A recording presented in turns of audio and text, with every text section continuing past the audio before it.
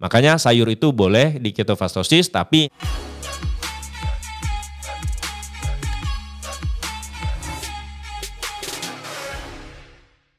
halo teman-teman, berjumpa lagi dengan saya Bang Seha ya. Ini ada pertanyaan yang menarik teman-teman, katanya adalah, Bang, kalau di ketofastosis sayur boleh nggak? Gitu. Jadi Bapak Nurholik 99 menanyakan, sayur boleh nggak sih kalau di ketofastosis? Baik, satu, di ketofastosis makanan utamanya itu adalah makanan yang hewani. Itu yang harus teman-teman ingat, di ketofastosis adalah makanan hewani sebagai makanan pokoknya. Artinya apa? Artinya yang kita utamakan, pertama kali yang kita makan atau yang kita makan dalam jumlah banyak itu adalah yang berasal dari hewan. Jadi kita makan makanan seperti daging, kemudian ikan, telur, seafood, atau apapun itu yang penting dari hewan, halal gitu ya. Maka kita makan itu dalam tanda kutip sekenyang-kenyangnya. Nah, ketika kita sudah kenyang makan itu, lalu kemudian kita masih pengen makan sayur, nah silahkan makan sayur. Jadi nggak dibalik.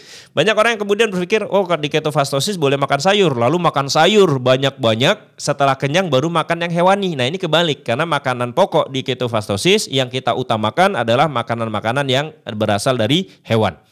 Nah kemudian kalau memang sudah makan daging banyak dan kemudian kenyang, barulah kita makan kangkung, tumis kangkung misalkan, ya nggak apa-apa. Nah untuk sayuran juga, sayuran itu yang boleh dimakan adalah sayuran-sayuran hijaunya. Artinya daun-daunnya, misalkan kangkung, bayam, ya kan, dan lain-lain lah. Bukan bagian umbi atau batang gitu ya. Karena bagian umbi atau batang biasanya karbohidratnya lebih tinggi. Nah kalau yang bagian daun biasanya karbohidratnya ada tapi tidak begitu tinggi. Makanya sayur itu boleh di ketofastosis, tapi nah itu tadi catatannya, dia bukan makanan pokok, jadi kita makan setelah kita makan cukup kenyang makanan yang hewani. Yang kedua, yang ingin saya sampaikan, di ketofastosis itu kita boleh makan sayur itu di tahapan konsolidasi dan maintenance. Jadi di tahapan itu kita boleh makan sayur-sayuran hijau secukupnya ya, seperti yang tadi saya bilang.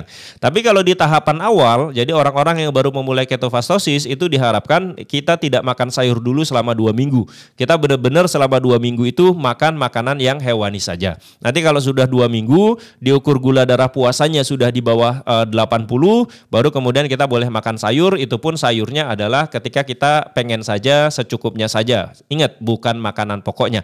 Jangan makan sayur terlalu banyak sampai kenyang baru makan daging, tapi seharusnya adalah makan daging dulu cukup kenyang sampai merasa sudah udah kenyang perutnya, baru kemudian kita makan sayuran. Nah gitu ya. Jadi boleh kok makan sayur, tapi itu tadi ada catatannya. Nah ini kalau di ketofastosis. Kalau di diet yang lain ya, di diet yang lain pasti punya aturan sendiri juga. Jadi kalau merasa bahwa oh kok di ketofastosis makan sayurnya harus begitu ya, dibatasi, kemudian harus banyakkan hewan dulu gitu ya. Wah aku kayaknya nggak sanggup ya. Kalau tidak sanggup berarti jangan jalanin ketofastosis, tapi jalanin diet yang lain yang memang di situ makan sayur itu aturannya ada. Jadi kan setiap diet itu ada aturannya masing-masing. Jadi silakan diikuti saja. Nah bagus yang mana? Ya diet itu bagus semua. Yang penting kita enjoy menjalankannya. Kalau menjalankan ketofastosis tidak enjoy, tinggalkan. Cari diet yang lain.